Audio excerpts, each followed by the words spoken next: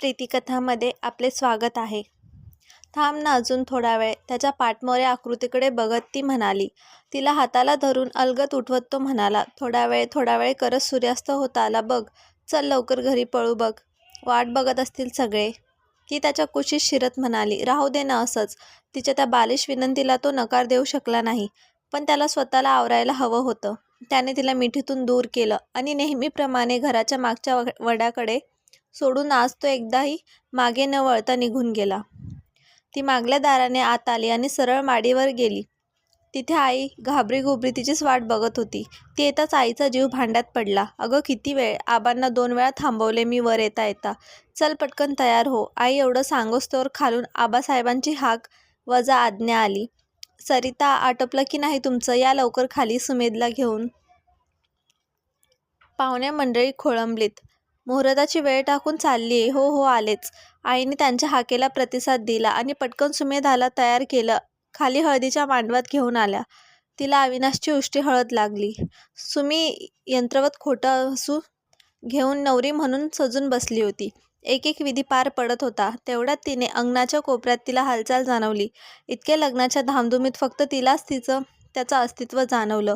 तिने मान वर केली आणि लहानपणी तिने हौशीने लावलेल्या बहरलेल्या रातराणीच्या झाडाशेजारी उभ्या असलेल्या त्याच्या नजरेला भेटनजर भिडली. तिच्या डोळ्यात केविलवाणी आजर्व होती, तर त्याची नजर तितकीच थंड होती. एरवी अशा वेळी तिला हळूवार कुशीत घेऊन समजावणारा तो आज तिला डोळ्यांनीच धीर देत होता. इथे सगळे विधी झाल्यावर ओटी भरण्याचा कार्यक्रम सुरू झाला आणि तिच्या समोर झालेल्या बायकांच्या गर्दीत तो तिच्या डोळ्याआड आला. तो कायमचाच.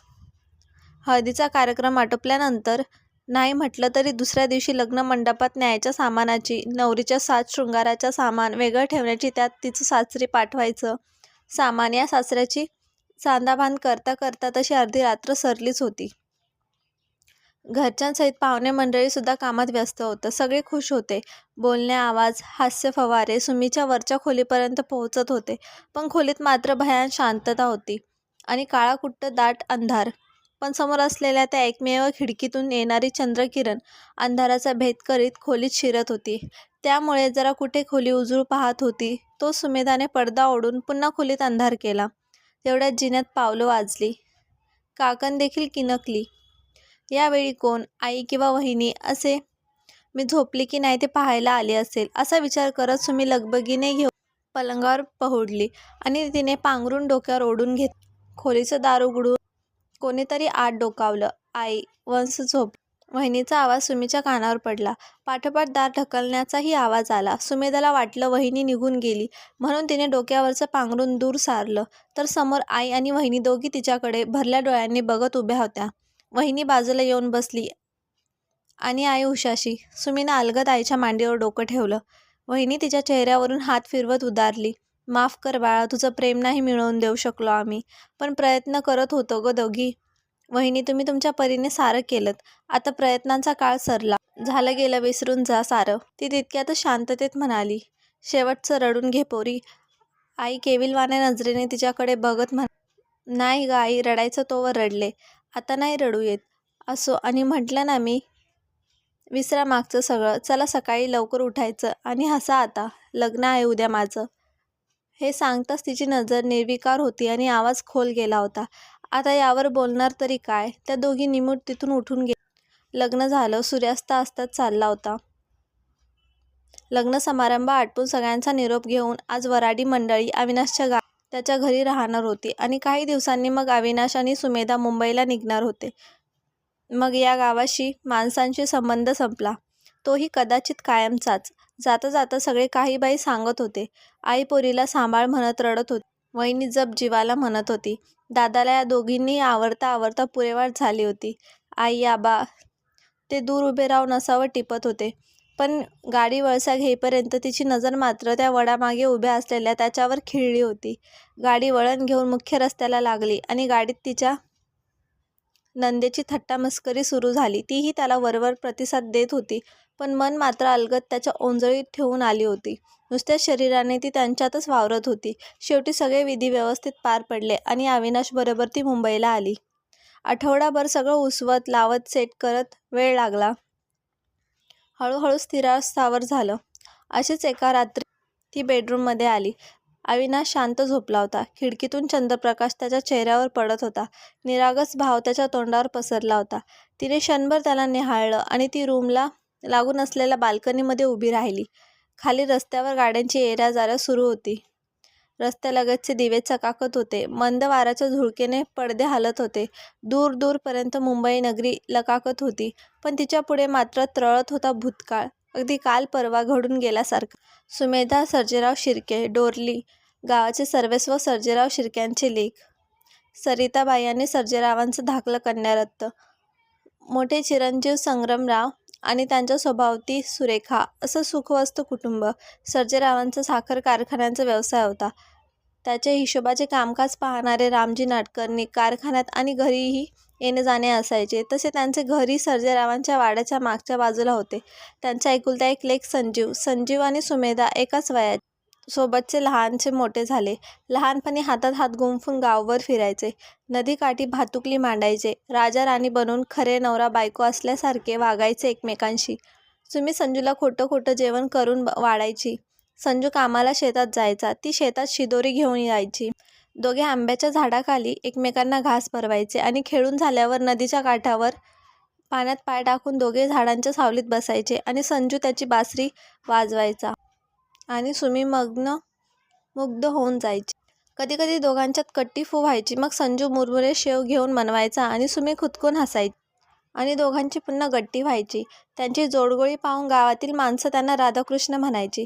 पुढे बालपण सरलं. शालेय शिक्षण झाल्यावर सर्जेरावांनी कॉलेजच्या शिक्षणासाठी सुमीला तिच्या मामाकडे पुण्याला पाठवून दिलं. संजू गावातच राहिला. तो तालुक्याच्या ठिकाणी कॉलेजला जायला लागला. काही काळापुरता दोघांच्यात दुरावा आला. जातेवेळी संजूने दिलेलं मोरपंख जपत त्यांच्या आठवणीत सुमी दिवस ढकलत आणि संजू तिच्या आठवणीत संध्याकाळी नदीकाठी बासरी वाजवायचा. ते दिनवाणे सुरू ऐकून ऐकणाऱ्याला अगदी गलबलून यायचं. 3 वर्षाचा काळ लोटला. दोघे ग्रॅज्युएट झाले.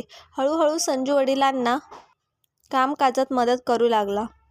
सोमवारचा दिवस होता. आज सुमी गावाकडे परतणार होती, कायमची.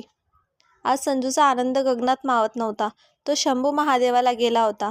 सुमी आली. दुपारी आईच्या हातचे गरमागरम 2 घास पोटात गेले आणि ती विसावली. संध्याकाळी ती स्वयंपाकघरात आली. आई ओट्यापाशी काहीतरी करत होती. आई ग, संजू कुठे असतो ग? भेटेन म्हणते त्याला. ती पाठून आईच्या गळ्यात हात घालत म्हणाली, संजू ना, तू झोपली होतीस तेव्हा येऊन गेला. आलीस का म्हणून विचारत होता. आता ऊन कल्लं म्हणजे जो असेल त्याच्या नेहमीच्या ठिकाणी, त्याच्या प्रेयसीसोबत नदीकाठी. प्रेयसी? तो शब्द ऐकत सुमीचा चेहरा खरकन उतरला. अगं प्रेयसी म्हणजे त्याची ती जिवलग बासरी, आई हसत म्हणाली आणि तिने निश्वास सोडला आणि येते ग म्हणत बाहेर पडली. फिरकी घेताना लेकीच्या मनातलं तिला न उमगलेलं गुपित आईच्या नजरेत अचूक टिपलं होतं. त्याच्यासाठी आणलेल्या शर्टाची पिशवी घेऊन ती बाहेर पडली आणि नदीच्या दिशेने चालू लागली. आता नदी नजरेच्या टप्प्यात आली होती. तो नदीच्या पाण्यात पाय घालून बसला होता आणि बासरी वाजवत होता. तिचे सूर तिच्यापर्यंत पोहोचत होते आणि ती अनामिका ओढीने त्याच्याकडे ओढली जात होती. ती झपाझप पावले टाकत त्याच्या दिशेने निघाली. तितक्यात तिला ठेच लागली आणि हातातील पिशवी खाली पडली. ती उचलून पुन्हा ती त्याच्या दिशेने वळणार तोच तिने पाहिले तो तिथे नव्हता. ती धावतच तिथे पोहोचली. तिने त्याला सगळीकडे शोधलं पण तो कुठेच दिसला. अरे आत्ताच तर इथे होता, कुठे गेला? ती स्वतःशीच पुटपुटली. तोच पाठून त्याने तिचे डोळे धरले. त्याचा हात सोडवत ती लटक्याने त्याला मारत रागवली. हे काही वागणं झालं का? एकतर इतक्या दिवसांनी भेटतोय आणि अशी मस्करी करतं का कोणी? असं म्हणत ती आंब्याच्या सावलीत जाऊन बसली. अरे अशी रागवतेस का? गंमत केली मी. आणि मी गेलो नसतो तर हे कसं आणलं असतं तुझ्यासाठी? असं म्हणत त्याने सुरंगीचा गजरा तिच्या पुढे धरला. अय्या सुरंगी, तुला अजूनही आठवतं मला ही आवडते ते? असं म्हणत तिने ओंजळीत धरून वास घेतला आणि त्याने तो अलगद तिच्या केसात माळला.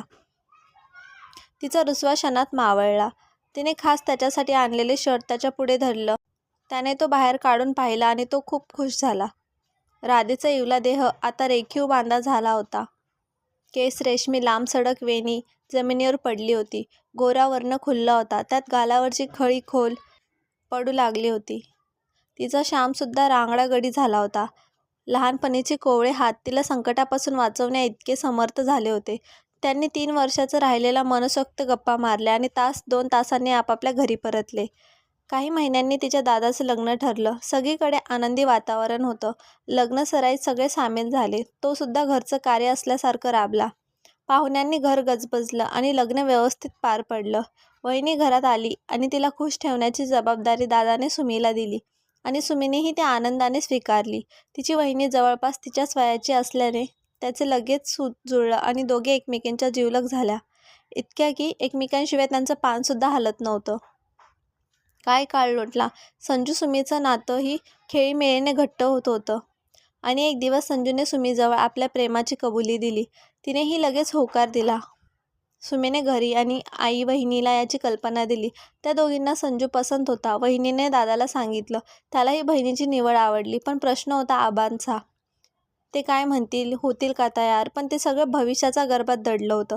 एक दिवस अशीच संजूच्या खांद्यावर डोकं ठेवून नदीकाठी बसलेली असताना आबांनी तिला पाहिलं आणि त्यांच्या रागाचा पारा चढला. कधी 7 नखं सुद्धा न ओरबाडलेल्या त्या फुलासारख्या आपल्या लेकीला त्या दिवशी त्यांनी चक्क चाबकाने फटकावून काढलं. शेवटी दादाने तिला काढून घेतलं आणि वहिनी तिला घेऊन तिच्या रूममध्ये गेली. आई आणि दादाने बोलण्याचा प्रयत्न केला, त्यांना खूप समजावलं, पण ते तयार झाले नाहीत. आपल्या हाताखाली काम करणाऱ्याच्या मुलाशी आपल्या मुलींनी लग्न करणं त्यांना पसंत नव्हतं. आपली प्रतिष्ठा त्यांना प्राणापलीकडे प्रिय होती. दुसऱ्या दिवशीपासून सगळं वातावरण बदललं. सर्जेरावांनी सुमीला खोलीत कोंडलं. वहिनी आणि आई जायच्या तिला जेवण द्यायला. तिच्या सुकुमार देहावरच्या जखमा अजून भरल्या नव्हत्या. संजूलाही एव्हाना सगळं कळलं होतं. त्याच्या घरीसुद्धा त्यांच्या नात्याबद्दल माहीत होतं, म्हणून झाल्या प्रकाराने सारे हळहळत होते. रामजीने सर्जेरावांचा पाय धरले आणि जुना जाणता विश्वासू माणूस म्हणून त्यांची नोकरी वाचली. आठवडा सरला. घरात तणाव कायम होता. संजू येऊन काम करून जात होता. वहिनी कधीतरी संधी साधून 5-2 मिनिटं त्या दोघांना भेटवत होती. एक दिवस सर्जेराव पुण्याला गेले होते. संधी पाहून वहिनी आणि आईने सुमीला खोलीतून बाहेर काढलं. संजूला निरोप धाडला. दोघे भेटले नदीकाठी. तिच्या हातात बॅग आणि त्याच्या हातात चाबक्यांचे रोप. ते पाहून ती अगदी चक्रावली. संजू, काय? आबा घरी नाहीत. चल जाऊ इथून दूर, जिथे कोणीही आपल्या प्रेमाच्या आड येणार नाही. तू नेशील तिथे येईन मी, चल, ती कळवून म्हणाली. हातातला रोप खाली ठेवून तो तिच्याजवळ आला. खाली झुकलेला तिचा चेहरा अलगद हनुवटीला धरून वर उचलला आणि म्हणाला, आता बस. आपली भातुकली इथेच पुरी. आपला प्रवास इथपर्यंतच होता. बघ पिल्लू, समजून घे. आपल्या माणसापासून दूर त्यांच्या आशीर्वादाविना आपला संसार सुखाचा होणार आहे का? तुझ्या आणि माझ्या घरच्यांची जपलेली प्रतिष्ठा धुळीस मिळेल. त्यात आबांना एक अटॅक येऊन गेलाय. हा धक्का ते सहन करू शकणार नाही आणि मानी आहेत, ते स्वीकारणार आपलं नातं. विसर मला आणि आबा सांगतील त्या मुलाशी लग्न करून सुखी हो. हे बोलताना त्याला अनंत यातना होत होत्या. माझी एक शेवटची मागणी ऐकशील? तुला फूल खूप आवडतात म्हणून हा आणला होता मी, चाफा. चल सोबत लावू आणि आपल्या गोड प्रेमाच्या प्रवासाचा सुगंधी शेवट करू. असं म्हणत तिच्या हातून आणि भरल्या डोळ्यांनी दोघांनी चाफा नदीकाठी लावला आणि दोघे एकत्र घराच्या दिशेने वळले. तिला वडाजवळ सोडलं आणि तो मागच्या बाजूने घरी गेला. सर्जेराव पुण्याहून परतले. ते सुमीचे लग्न ठरवून. तिच्या मामाच्या मित्राचा मुलगा अविनाश भोसले. उंच देखणा मुलगा, भरीव देहदेष्टी असलेला, हसरा प्रसन्न चेहरा, कुणाच्याही सहज पसंतीस पडावा असा. ती तिथे कॉलेजला असताना तो आणि त्याचे बाबा घरी आलेले तेव्हा जुजबी ओळख झाली होती आणि तेव्हाच ती त्यांच्या मनात भरली होती. आज सर्जेरावांनी भेट घेऊन रीतसर बोलणी केली होती. घरात येऊन सगळ्यांना याबाबत सांगितलं. थोडक्यात तंबी दिली. महिन्याभरात दारी मांडव सजला आणि हा हा म्हणत हळदीचा दिवस उजाडला.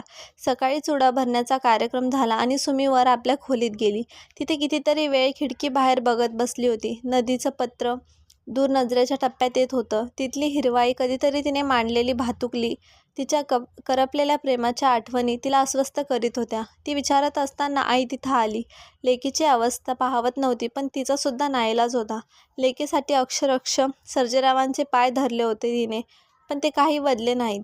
आईच्या डोळ्यात पाणी आलं. ती परत जायला वळणार तो सुमीने तिला हाक मारली. आई ग, काय ग, काही हवंय का बाळा? आईने विचारलं. मला भेटायचे त्याला शेवटचं, ती म्हणाली. काय? पण आता ते कसं शक्य आहे? इतकी मंडळी आहे घरात आणि यांना कळलं तर उभं चिरतील तुला आणि मला.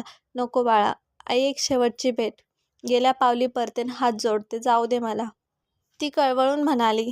तिची तगमग पाहावेना म्हणून शेवटी आईने परवानगी दिली. हळदीच्या संध्याकाळी 7चा मुहूर्त होता. ती 5ला मागच्या बाजूने बाहेर पडली. वहिनीकरवी संजूला आधीच निरोप पोहोचला. तो नेहमीसारखा तिच्या आधीच पोहोचला होता. संजू, ही शेवटची संधी आहे रे. चल, मला घेऊन चल. सगळं सोडून आले फक्त तुझ्यासाठी, ती जीवाच्या आकांताने सांगत होती त्याला. नाही, आजही माझं तेच म्हणणं आहे. आपल्या माणसांना दुखावून सुखी नाही व्हायचं आपण. आणि आता तर समजावण्याची वेळसुद्धा टळून गेली. तुझ्या हातावर दुसऱ्या कोणाची तरी मेहंदी रंगली आहे. त्यांच्या नावाच्या बांगड्या किणकिणतायत. आज उष्टी हळद लागेल आणि उद्या त्यांचं नावाचं डोरलं गळ्यात पडेल. कपाळावर कुंकू तो लावेल आणि 7 जन्म सोबत राहीन असं वचन द्यायचंय सप्तपदी चालून. तनानेच नाही तर मनानेही तुला त्याचंच व्हायचंय सुमे. आपली साथ आज इथे संपली. तुझ्या हृदयातला संजू इथेच ठेवून जा. विसर मला, सुखी हो. तो तिला डोळ्यात डोळे घालून सांगत होता. यावर ती काय बोलणार होती. एकदा शेवटची त्याच्या मिठीत विसावून ती निघाली नव्या आयुष्याची सुरुवात करायला. त्याने एकदा शेवटचं तिला वडाकडे सोडलं आणि नेहमी वळून पुन्हा भेट म्हणणार तो आज मागे न बघता निघून गेला. काय ग, अजून जागी? बरं वाटत नाहीये का? मागे उभं राहून अविनाश तिला विचारत होता. त्याच्या आवाजाने ती भानावर आली. नाही हो, ठीक आहे मी. झोप येत नव्हती म्हणून इथे आले उठून. असं आहे तर आमच्या राणी सरकारांना झोप येत नाहीये. मग आम्ही काय करू सांगा? गीत गाऊ की वारा घालू? काय सेवा करू? आज्ञा करावी राणी सरकार, तो म्हणाला. तेव्हा ती त्याच्या समाधानासाठी खळखळून हसली आणि त्याची कळी खुलली. अविनाश बाहेरून एकदम कणखर होता. व्यवहार दक्ष होता. तितकाच मनाने सौम्य आणि निरागस होता. त्याने क्षणातच तिला जिंकली आणि तीही पूर्वायुष्य मनाच्या कृपीत बंद करून त्याच्या सुखदुःखात सामील झाली. कधी कधी तिला वाटे की त्याला सारा भूतकाळ सांगून टाकावा. मग आपल्या भूतकाळाचं सावट त्याच्या सुखी आनंदी जीवनावर नको असं वाटून ती तो विचार दूर सारायची.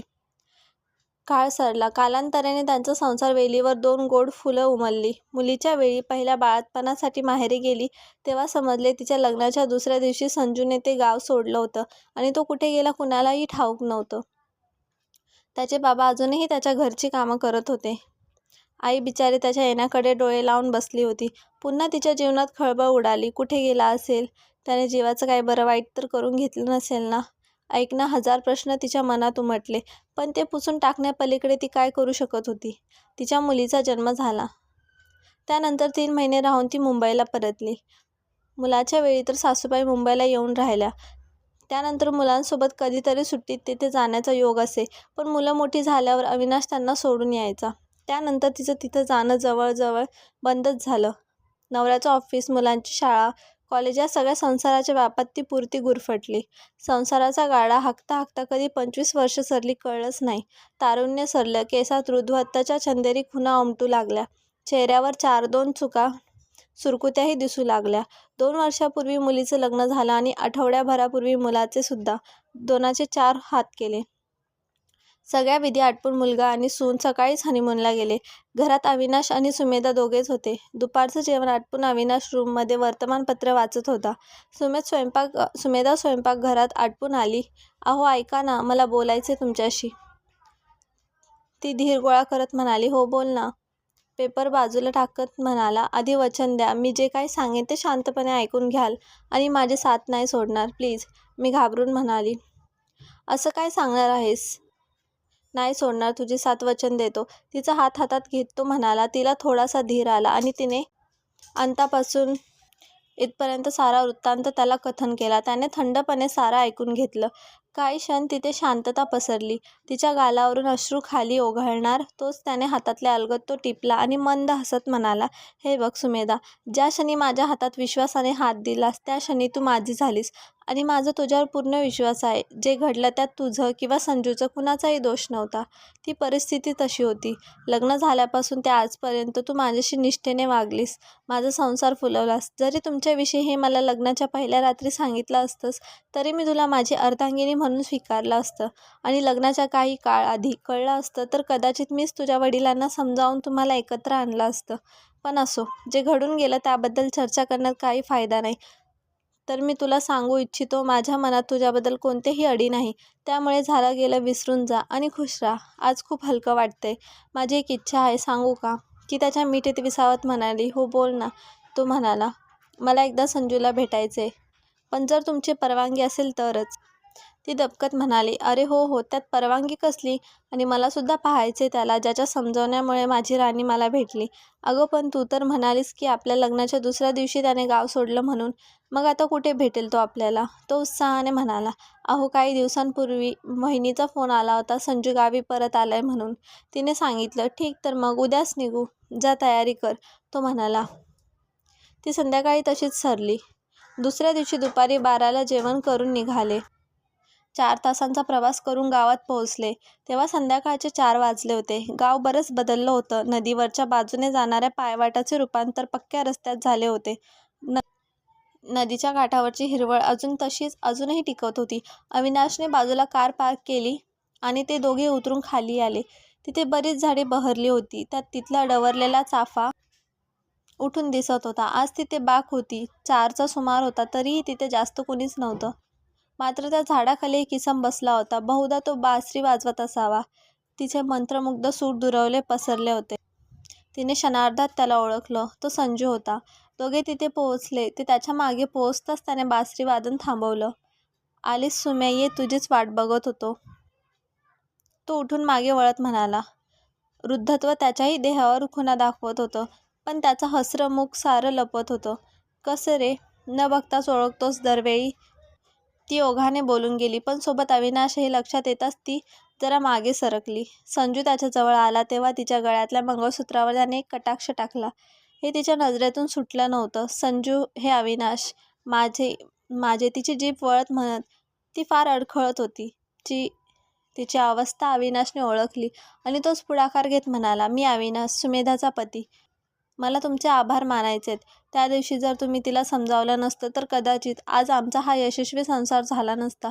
म्हणून थँक्यू. यावर तो फक्त हसला. तुम्ही बोला, मी आहेच, असं म्हणत अविनाश जायला वळला तेव्हा त्याच्या हातात एक पुस्तक देत तो म्हणाला, आमचं बोलणं होईपर्यंत हे वाचा, म्हणजे बोर व्हायचं नाही. अविनाशने हसत ते पुस्तक घेतलं आणि निघून गेला. दोघेही बाकावर बसले. अगदी सगळं विसरून पुन्हा दोघे चिरतरुण झाले. ती पुन्हा त्याची राणी आणि तो पुन्हा तिचा राजा झाला होता.